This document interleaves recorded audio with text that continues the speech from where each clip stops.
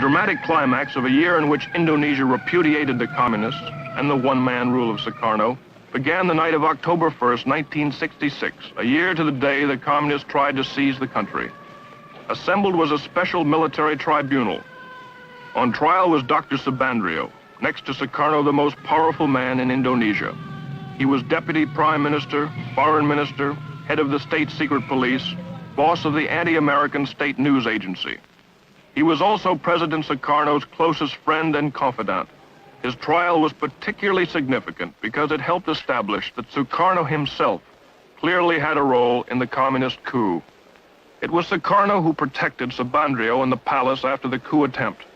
When students ransacked Subandrio's foreign office and discovered correspondence between him and Red China's foreign minister Chen Yi planning the coup, they stormed the palace, threatening to behead Subandrio. Only then was he imprisoned. The charges against him include treason and conspiracy.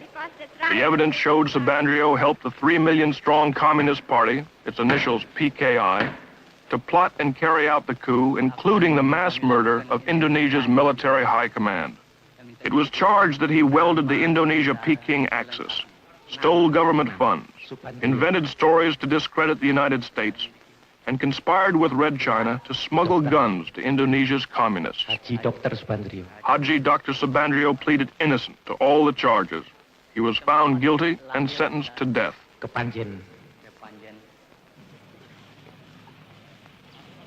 Hundreds more involved in the PKI coup are in prisons. Painstaking interrogations have pieced together the incredible plot. Being questioned is the commander of one of the 3 divisions that spearheaded the coup, Captain Suradi. Supported by the PKI, their mission was to disable the army by murdering its top commanders, seize all communications, and immobilize the government long enough for the PKI politicians to take over.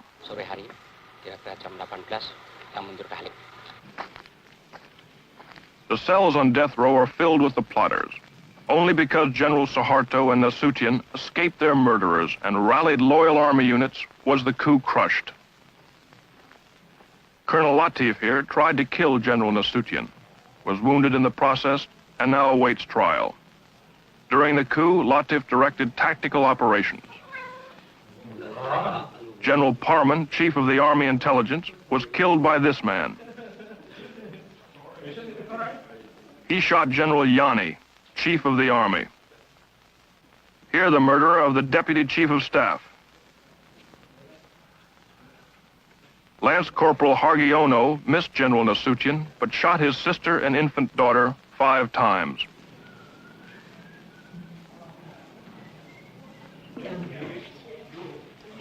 Terror and bestiality was a calculated part of the PKI plan. They even had special mutilation squads made up of girls. The night of the coup, Enda here tortured Nasution's aide to death with a razor. They call it death of 1,000 cuts.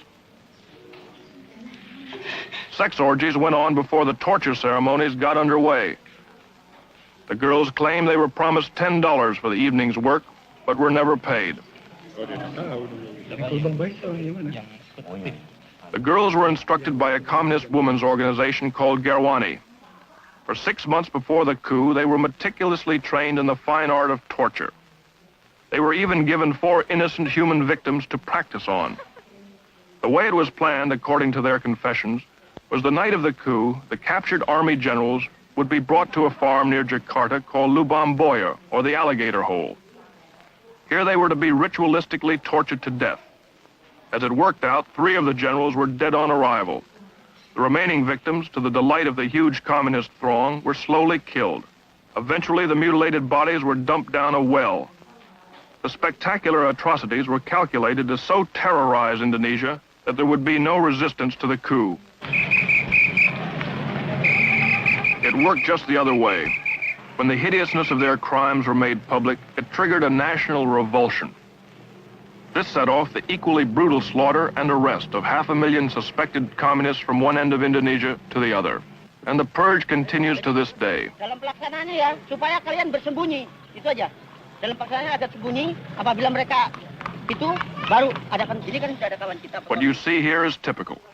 Supported by the Army, high school and college student organizations seal off and search a Jakarta suburb for communists. Homes are entered and searched. Men, women, and children are interrogated. Identification papers are examined.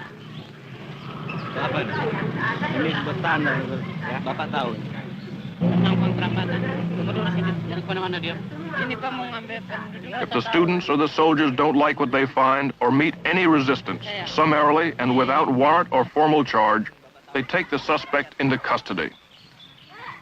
On this day, more than 100 suspects like this man were hustled in.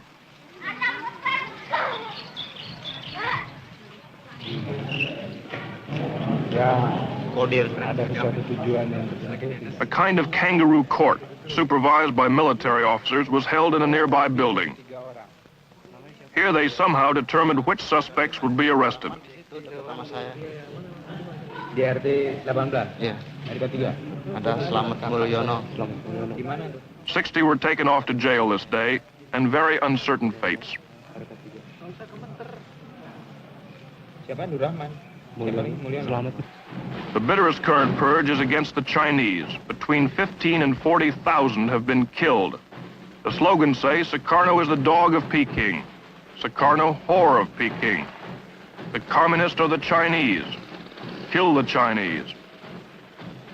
In some places, Chinese stores must be labeled with a sign, RRT, meaning People's Republic of China. Usir means kick out the Chinese. The hatred for the Chinese, even the loyal Chinese, is due in a large part to the fact they dominate 80% of the economy, and many refuse to integrate or assimilate with the Indonesians.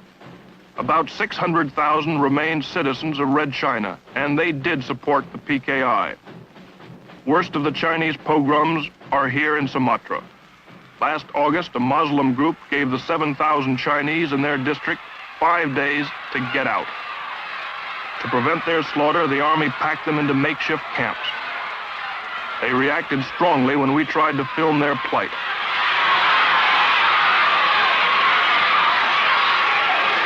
For 2 months, 1,600 men and women, children have crowded in here, waiting to return to Red China. As you can hear, they're not very friendly. They're very short of food. Their cry, as you can hear, is Gang Yang America, Gang Yang Neo Cologne, which means crush America, crush the neo-colonialists.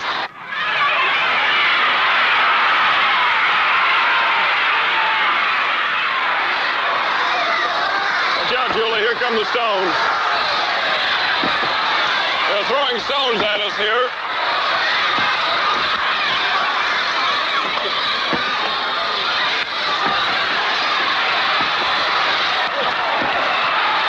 Camps like this, a total of about 5,000 Chinese. They're waiting to be deported. Good, watch out. What was that now?